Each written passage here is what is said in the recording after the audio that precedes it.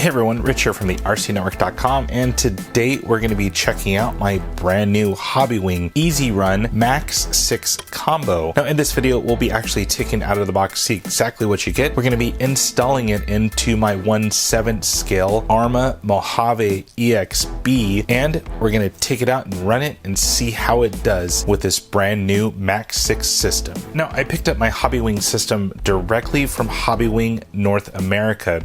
They're actually located in Los Angeles. I'm in California, Southern California. I got this literally the next day. I ordered it yesterday at about 3 o'clock. Got it this morning delivered to my door at 10:30 a.m. That is super fast time, especially during COVID. Now, what I really like about the EZRun combos are they're so easy to run, thus the name EZRun. You pretty much plug and play these things in your vehicle, set it up with your controller, and you're pretty much ready to go out the gate. With that, the EZRun systems are an upgrade to most RTR electronics. You're going to get a few more options as far as kV, or how fast or more torque the motors have, and you're also going to get some more programmability features with your ESC. Now inside that large black box you see in the far back left, you do get two smaller boxes, one with the ESC and one with the motor. Starting with the ESC, the Max6. Now typically you want to match your ESC to either the weight or the size of your vehicle. This is best for 1/6 scale vehicles. They also have a Max5, which of course is for 1/5 scale, and a Max8 for 1/8 scale. Now this is a 160 amp ESC, good for sensorless brushless motors. It is capable of running anywhere from 3S up to 8S. Has an internal stable BEC that can switch from 6 volts up to 7.4 volts. It weighs in at 240 grams and measures 70 by 56 by 46.5 millimeters. It can also be fully programmed by the multi-function LCD programming box available separately. Supplement items found inside the box are a full owner's manual, some HOBBYWING decals, some double-sided tape for both the switch and the ESC, some shrink tubing, and a couple of zip ties. And finally, the Max6 ESC. This thing is massive. Now, I've pretty much only had 8 scale and 10 scale electronics in the past. This is my first larger scale ESC. I've got to say this thing is huge. Just to give you a quick size comparison, of course, the Max6 on the left, and this is a HOBBYWING Axe ESC on the right, a 1/10 scale, so quite a bit of difference. Another good comparison, a standard servo box, almost the same size. Taking a quick spin around the Max6 ESC, the massive fan right there on the top, all molded in plastic to protect it. You do have some heat fins on pretty much all the sides right here, just to dissipate some heat. You do have giant bullet connectors, I believe 6 millimeter is what I read. You do have some labeling on here for C, B, and A. This of course is a sensorless ESC. On the flip side right here, more heat sinks. We do have some capacitors here built into the back. And then as far as wiring, we do have 10 gauge wires. No battery connectors are included with this ESC. You'll have to solder on your own. You do have 2 different leads coming off, one for the actual button to start the ESC and a set button. And you do have a fairly long receiver lead. This is about 12 inches in length, good for your larger scale vehicles. Flipping over to the motor, I chose the 1650 kV option. Now this of course is ideal for 6S LiPo, but I may squeeze in an 8S just to see what it can do. Now model number on this motor is the 4985. If you didn't know, that actually is the measurements of the motor. 49 millimeters in width and 85 millimeters in length. This is a brushless, sensorless motor. Not much for supplement items. You just get a nice little user's manual and you get this ginormous motor. Now I thought I'd set up just a little show and tell right here. This is a 540 size 1/10 scale motor, an 8 scale buggy motor, and then finally the Max6 EZRun motor. Quite a bit of difference. I mean, pretty much this was the largest motors that I've usually ran here at the RC Network. This thing just makes that one look like a little dwarf. Spinning around the motor, of course, EZRun badging right there. 4985 is once again the length and width and millimeters. 1650 kV is the option I chose. It does have a 5 millimeter shaft up here on the front. You do have about 8 inches of wire lead going up to those 6 millimeter bullets that'll plug straight into the ESC. And Bell does have a little temperature sensor right there. I believe that is something you can purchase separately. And flipping over to the other side, lots of heat sinks right here. This thing is just a massive motor. Now it's time to get this thing installed. Got my Arrma Mojave EXB right here. This thing comes with no electronics, so you do have to install your own electronics in this 80% roller. I have already removed the motor mount over here, or the motor plate, with some of the screws that came inside of the kit. I do have some Loctite here. We're going to need that when we bolt the motor and also for the pinion gear. Finally, I did remove the plate that actually will hold the ESC. I'll show you why I removed that a little bit later. I have a 2mm and 2.5mm hex driver set, and finally some double-sided tape here to stick the ESC down to the ESC plate. Inside the pinion bag, you'll actually get 2 motor bolts, countersunk 3mm motor bolts. Those will go into the motor plate, into the motor. I like to get some Loctite on those things. That definitely helps keeping the motor installed securely.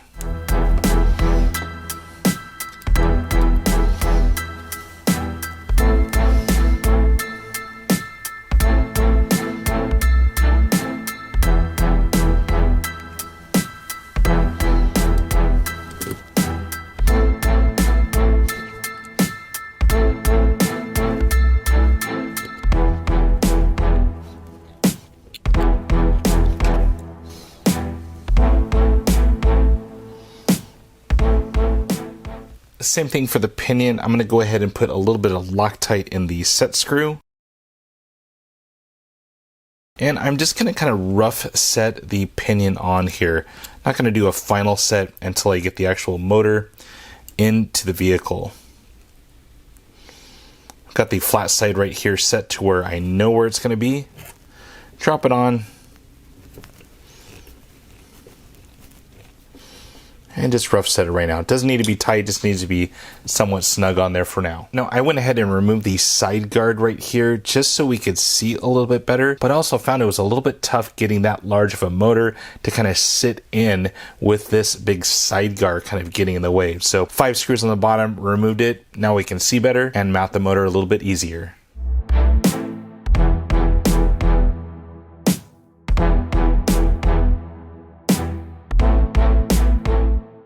Before we secure everything, I was a little bit off on my pinion set here. It's set a little bit far to the front of the vehicle. So now we're going to go ahead and fine set this thing on in.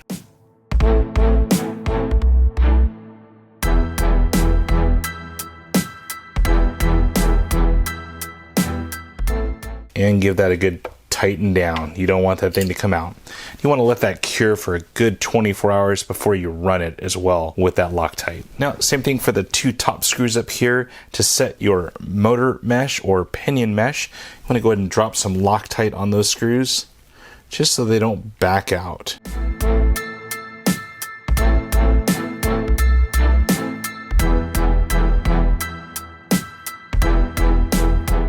Now, you may not be able to hear me as well, but I actually mounted my microphone down here. We're going to go ahead and set the pinion mesh now. I know this is personal preference on how to do it. Some people use the paper method. I like to just go by feel. So I went ahead and loosened up the 2 screws up there. I have the motor all the way tight against the actual spur gear. Now I'm going to just slightly back it off. And I'm going to go ahead and just barely tighten down 1 screw.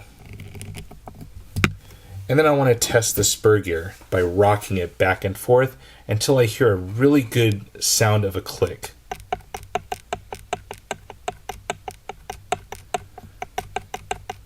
That's a little bit too tight for my liking, so I'm going to go ahead and back that screw back off.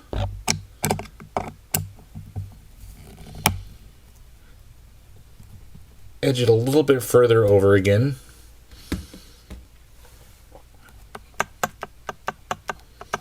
And that's the sound I want right there. Now I'm going to go ahead and back the screws down one at a time, just not to mess up my mesh.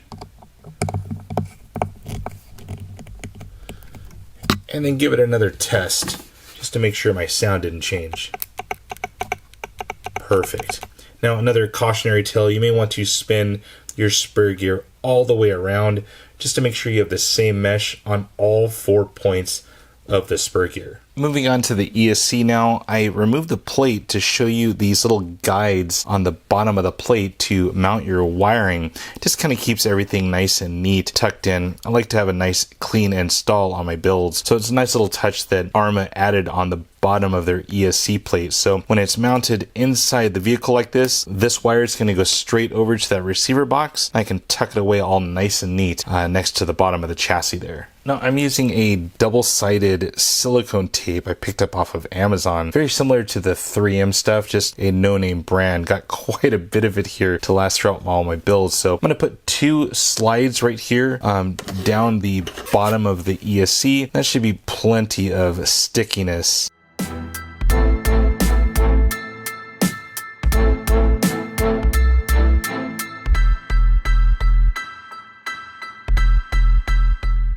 Now I made a little pencil mark right here just to give me an idea where I need to mount the ESC to. That way I can clear this portion right here on the actual truck so my wires can mount straight in. Just a little side note there. Always want to plan ahead for these things.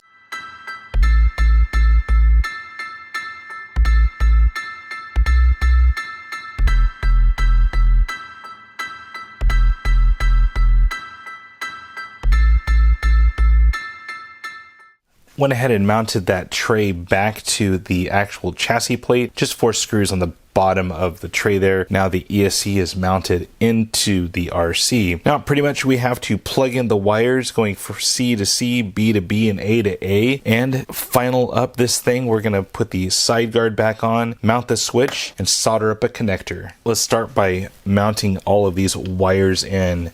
Like I said earlier, C to C, B to B, A to A.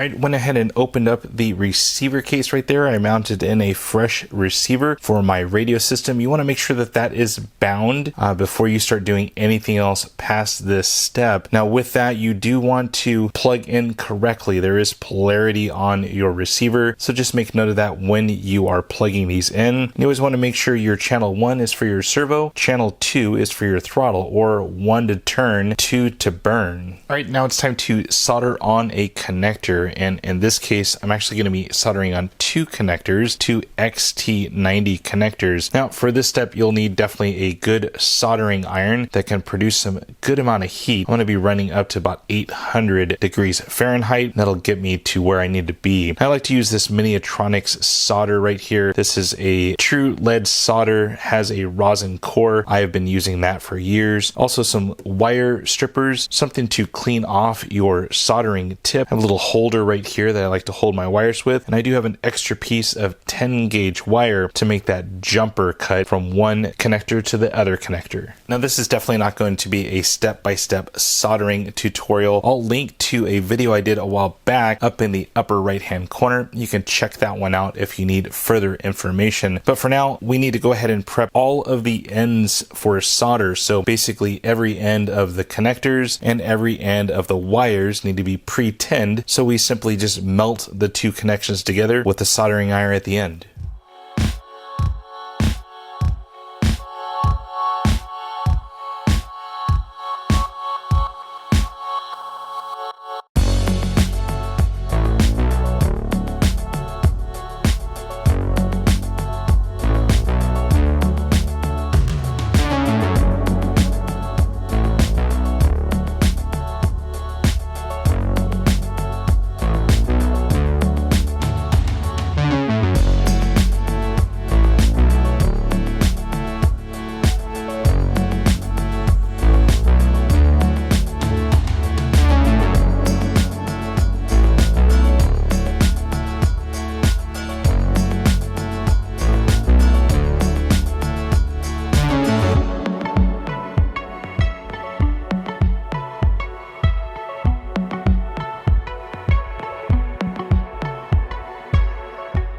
All right, so I have all 8 points pre-soldered or pre-tinned. So both the 2 coming off of the actual ESC, I have the little jumper cable right here to make the series connector.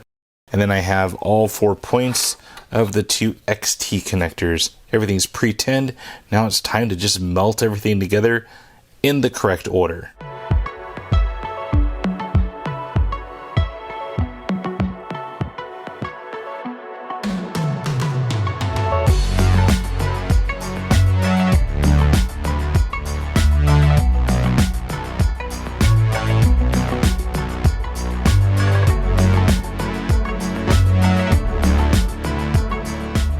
So just wrapped up the jumper cable right here, did a positive to a negative. Then we're going to connect those two wires to the ESC to the opposite sides. Now, you do have to be very strategic when placing these kind of protectors on the XT90s, especially when you start to solder on the connectors, because once it's soldered on, you'd have to redo it to get these things back on.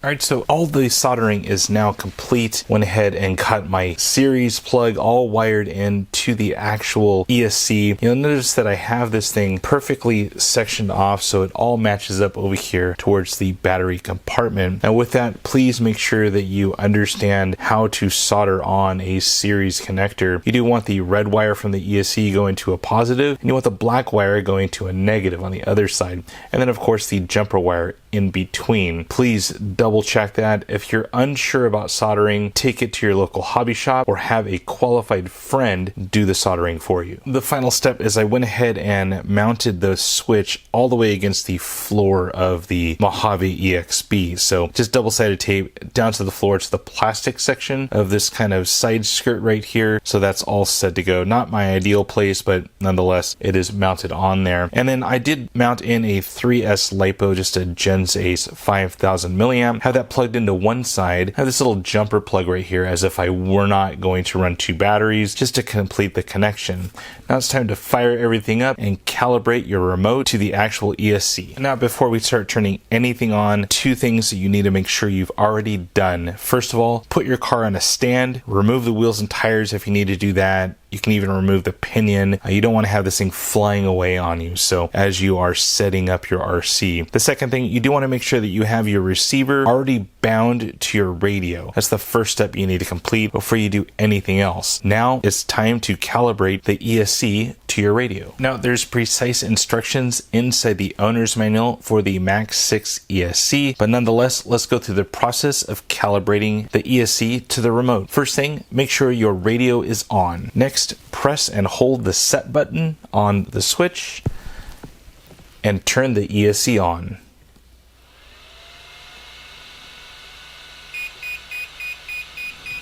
Once you hear the beeps, you can go ahead and let those go. Now we're going to set the neutral position, which the radio is already in neutral, so we want to go ahead and press set. Now we want to go ahead and pull full throttle and press set one more time. And we want to put full brake and press set the last time. You have all of your tones now, and you should have full control of your RC. Give a little bit of throttle. There we have it. Little reverse. There we have it. All set. Now you're ready to go hit the track.